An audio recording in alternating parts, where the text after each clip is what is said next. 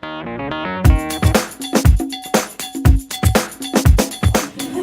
June 11th, 2015 Dixon County Commission to order. Please stand for the flag salute, please.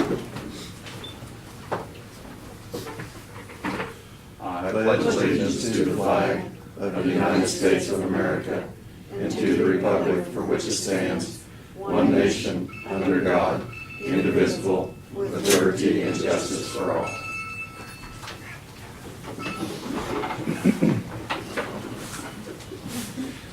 Being no additions to the agenda, we have a motion to approve the agenda as published. I move that we approve the agenda. Second. Been moved and seconded. Any other discussion? If not, all those in favor say aye. Aye. Opposed? Motion carried. Consent agenda, minutes of the June 4th work session and the regular meeting, and fund expenditures of $180,788.27 and added tax of $1,188.00. I'd move that we approve the consent agenda as presented. Second it. Any other discussion? If not, all those in favor say aye. Aye. Opposed? Motion carried. Commissioners' comments. I'll start today. We had a department head meeting earlier this morning, about 35 minutes, what's happening in the county. And then Janelle was in earlier, the meeting for an update on the budget, which we will start meetings on that next Thursday. And our work session will start at 8 o'clock, and we will be going till 11 o'clock on budgets. I think we have 19 outside agencies, I believe, or outside. So, Lynn? Okay. This last Saturday I did attend, they had an open house at the Cedar House, which they help women and house women and have a support group on alcohol treatment. It's out in a rural setting in Detroit, and the county had been a participant because we have money that we can make available through the alcohol funds that are specified that they have to be for uses, and they fit that criteria. I was really impressed with it because, and one of the other things I noticed, they had the open house throughout the day, and I happened to get there close to the noon hour, and I think they're serving food throughout the day, but there were a lot of community people that I recognized from Abilene and the area. And so not only is the board very hands-on, but they seem to have community support, and I think they're very focused on what their mission is, and they just work with a small group, but I think there's I think the opportunity for success rate is much higher because it is just so well in their control, and I mean it's an excellent program, and some of you others may have comments on it because I think all of us attended one time or another. It was throughout the day. I think it was 11 o'clock to 6 o'clock or something like that. This evening I'm going to be going over to Fort Riley, to the Riley Conference Center, and they're having a dinner. And this week they call it Victory Week over at Fort Riley, so they have a lot going on at Fort Riley, and and it's over several days that they involve community partners, not only in Geary County and Junction City, but surrounding counties, but also they involve the troops and kind of showcase some of the things that they're doing. And so I plan on attending that tonight, and that's the only thing I have for right now. Thank you, Lynn. Warren?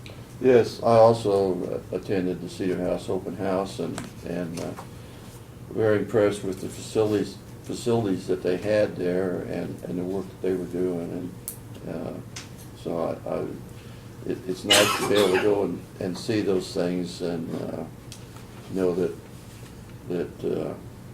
we have that available in our county. Also, that same evening then was at the Eisenhower Center there with the music, and like I say, there was a nice crowd there that evening, and it turned out to be a little bit warm to start with, but as the evening went on, it cooled down, and like I say, it was a large turnout at that. That's about all. Thank you. Doug, anything you have for us? Well, we, of course, you know, we're working our way through with the tax sale. About 10% of those that have had petitions filed against them have been able to get their taxes paid. So hoping that process continues. Thank you, Doug. We have presentations of petitions, proclamations, and other public comments. Proclamation to declare June 15th Elderly Abuse Awareness Day. You want to? I'll read the proclamation here. We'll come up later. We're not going to get a picture now, right? I'm going to read it first. Then I'll get Lynn to get the picture. Proclamation World Elder Abuse Awareness Day, June 15, 2015. Whereas Dixon County seniors are valued members of society and it's our collective responsibility to ensure they live safely and with dignity, and whereas in 2006, the International Network for the Prevention of Elder Abuse, in support of the United Nations International Plan of Action, proclaimed a day to recognize the significance of elder abuse as a public health and human rights issue, and whereas 2015 marks the 10th annual World Elder Abuse Awareness Day, its recognition will promote a better understanding of abuse and negligence of older adults, and whereas abuse of older adults is targeted, inflicted upon vulnerable seniors, and ever-increasing problems in today's society that crosses all socio-economic boundaries, and whereas we are all responsible for building safer communities for Dixon County seniors, and whereas the well-being of Dixon County seniors is in the best interest of all and further adds to the well-being of Kansas communities, and whereas the Quality of Life Coalition requests all citizens wear purple on Monday, June 15th, in observance of World Elder Abuse Awareness Day. Therefore, we, the Commissioners of Dixon County, Kansas, do hereby proclaim June 15th, 2015 as World Elder Abuse Awareness Day in Dixon County, Kansas, and encourage all our residents to recognize and celebrate seniors in their ongoing accomplishments and contributions to the success of the vitality of the state of Kansas. You want to come up and we'll re-sign that? And I'll present it to him. And you want to speak a little bit? Go ahead. I'm sorry. Yes. I would like to have a. Yes, I'm sorry. First of all, elder abuse is something that we don't like to talk about, but we need to break the silence. The elders in our community need our help, and we should do our part to increase awareness and protect our elders so that they age with dignity and respect. Victims are often afraid to speak out because the abuser is a family member or a caregiver whom they depend upon. That's why it's up to everyone to be aware of the potential of abuse. And did you know that every day 10,000 people turn 65 in the U.S. alone? And every year an estimated 5 million, or that's 1 in 10 Americans, are victims of abuse, neglect, or exploitation. And that's only a part of it, because for every case that's reported, experts believe that there's 23.5 cases that go unreported. Activities our community members can do to help prevent elder abuse is watch out for older neighbors, friends, and family members who may be vulnerable. Learn the signs of elder abuse and neglect. Call or visit an older loved one and ask how he or she is doing. Provide a respite care for a caregiver, a break for a caregiver. And ask your bank manager to train staff on how to spot financial abuse. And ask your doctor to ask older patients about possible family or caregiver mistreatment. And tell 2 friends about elder abuse and ask them to tell 2 friends, and so on. And then memorize the Kansas Protective Abuse Service hotline. It's 1-800-922-5330. And you might add that into your phone contacts. I'm going to repeat it one more time, 1-800-922-5330. And then we ask that all of you wear purple on Monday, June 15th in observance of World Elder Abuse Awareness Day. Working together, we can help prevent elder abuse by identifying it, reporting it, and helping to stop it. And Quality of Life Coalition had wrote for a grant with the Kansas Department of Aging. And we worked with the Dickinson County Department of Aging to create a brochure that helps bring more increased awareness of the different types of abuse. And so I will share that with you. And I have more around okay, great. If you need- Great. So, And do you want to introduce those in your group or have them introduce themselves? yeah. I'm Tiffany Ramey. I'm the site manager for the Abilene Senior Center. And I'm Brenda Finn Bowers, the coordinator for the Dickinson County Department of Aging. Now? Well, we need to have a motion. Did you vote? No, we haven't had a motion yet. I'll move that we declare June the 15th as Elderly Abuse Awareness Day. Second? Been moved and seconded. All in favor, say aye. Motion approved. You wanna, how do you wanna do this? You wanna, Well, do they want to come up and get a picture Or just- behind? And you can present that to them.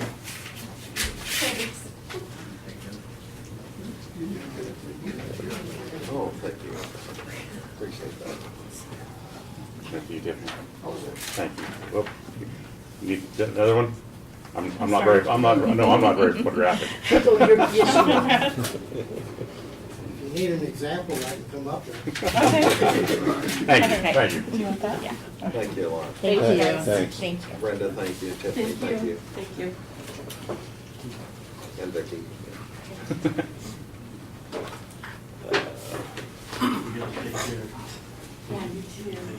Moving on, report from Brad, please.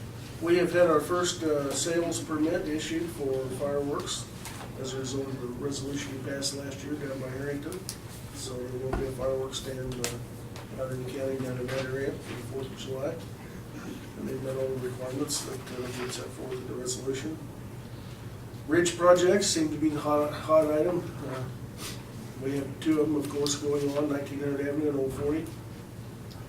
Martin has taken all of his resources and put them on Old 40 this week in an attempt to try and get that one completed as soon as possible. It's been our target all along to get it done and back open, get Old 40 back open before harvest. I think we're going to be able to do that without any problems, weather permitting again. They're to the point now where even with the rain last night that occurred in that area, once the roadway dries out, they can get to and from the job site, and the water underneath doesn't affect them like it did before. So right now, I think we'll easily be, and I say this with hesitation, easily be able to get the road back open sometime next week, or at least by the end of next week, we'll have the 40 back open. 1900 Avenue, different story, bigger project, contractor. It is going well. We've got one of the piers done. They're getting ready to pour the other pier next week, but we're still looking at a couple months, several months down the road on that one. The concrete bridges just take a lot more time, so. 1300 Avenue Bridge, the one that's closed. I know that's a concern to us. John Goff did get the preliminary information from that engineering firm, gave us the options that we need to do. This week, we're supposed to be receiving the cost estimates on those, and then we'll sit down and look at it. We believe that we can do them all, time allowed. Our biggest problem at this point is you've heard all morning long, our road and bridge crews are just overwhelmed. So it may be such a thing that we can hire a local welding company to go out and do what needs to be done to get that one back open. If it's not cost prohibitive, as opposed to waiting till our guys have time to do it and get that one back open. So, but we're on top of that one as well. Let me ask you a question, and we've talked about it before. Then will the engineer stamp off or put a stamp on it that it's? Yes. Okay. Yes, he will. And that was part of going through that engineering firm, was making sure we're doing Right. whatever it's gonna take for them to be able to approve it to be reopened, Okay. so that we didn't have a difference of opinion between Yes. the inspector and another engineering firm, so. Okay, thank you. Obviously, Janelle and I have been working on budget and reviewing that. She's been working a lot more than I have, but I did get to go through it with her yesterday and went through my departments, and you're getting ready to get knee deep into that next week, so. We did receive final paperwork yesterday from the United States Fish and Wildlife personnel on the 2 bridges that we had applied for the endangered species Topeka Shiner funding. One of those is at 1521 1000 Avenue, and the other one's at 1839 300 Avenue. That's a total of $60,000 that they're gonna provide us to replace those 2 structures, so. We've got that now, and as time allows, we'll work on those as well, so. With the key thing being as time allows, so. Well, there's certain times that you can only do that There too. are certain times of the year that we can do that. We have to make sure we're in that window of opportunity that's outside of the Topeka Shiner's reproductive habitat, or reproductive cycle, so. But we'll make that work. We do have the other request in with them to see about any additional funding that we might be able to glean out of them for the 100 Avenue Bridge that Marion County had called to your attention some time ago. They thought maybe yesterday or today they'd be able to tell us if there's any extra money available that might go towards that. And as of coming in from the meeting this morning, I hadn't heard anything yet, so. And the last thing that I had was a sheriff that arranged an extradition from Greeley, Colorado back to Dickinson County on an inmate for $500 and will come out of the diversion fund, so that's all I've got. Thank you, Brad. Something I forgot to mention earlier, do we want to, we talked about it last couple weeks ago, salary survey, going to executive session next week. We talked about it. Do we want to? I think that'd be good to put it on the agenda. Okay. Just for the discussion and yeah. give us a chance to Okay. go over that. And it's you. for non-elected Yes, personnel. right. Mhm. Okay, thank you. Notice and communication. We've received invitations at Fort Riley. I don't know if everybody's received them. I'll pass them down to all of them. No, I Post-retirement seminar, a ceremony, and a change of command ceremony. And then we've got the clerk of district court, their monthly report on fees, is all we have on that.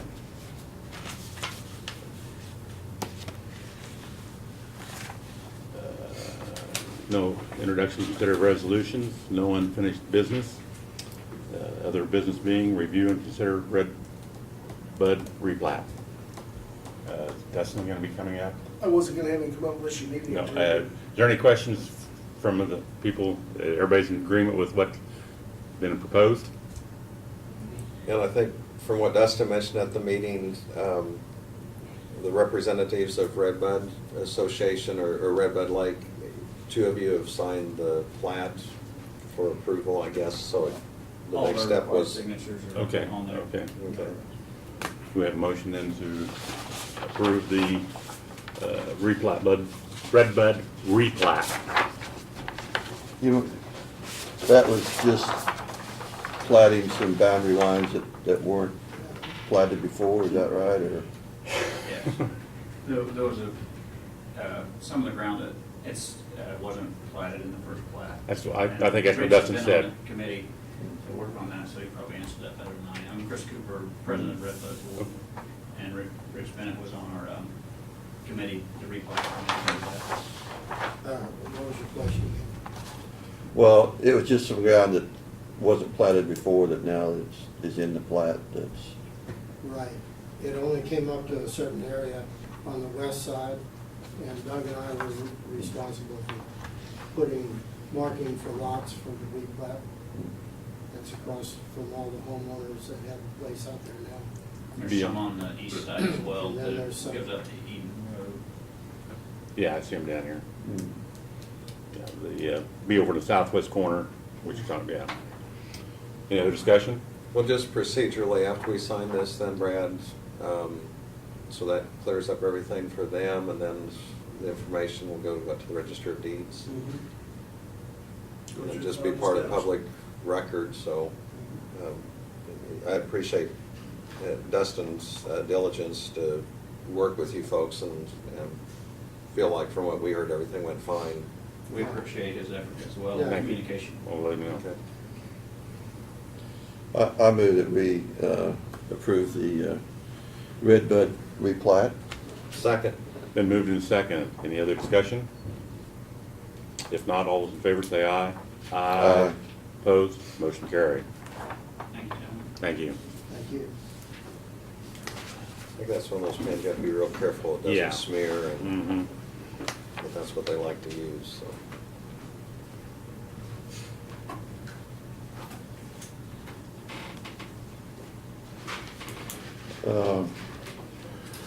Doug, we'll need your signature on this too, before we leave. Before we adjourn, Okay. Oh, I was just gonna roll it real loosely. Might Just have lay it to out go flat and on. let it. I would let it lay flat for a Okay, minute. okay, thank you, Barb. I had received a call from Steve Cox that's got ground down by the 1300 bridge, and he was concerned about how he's gonna get his semi down and turned around on the east side without the bridge being open.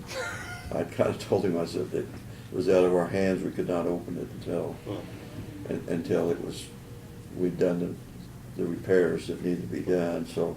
But even then, it's only gonna be a 3-ton bridge, so he shouldn't be driving across anyway. Well, he was wondering whether he, Uh, if he could get an empty semi across, now he's gonna have to pull down and try to turn around somewhere.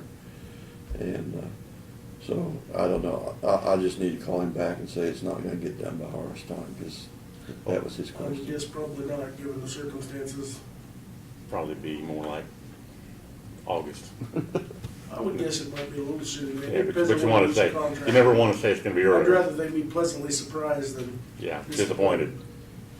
But I talked to John earlier, and it was mainly just welding some plates onto the I-beams that are there in the places they wanted fixed, and the support on the one end there, so.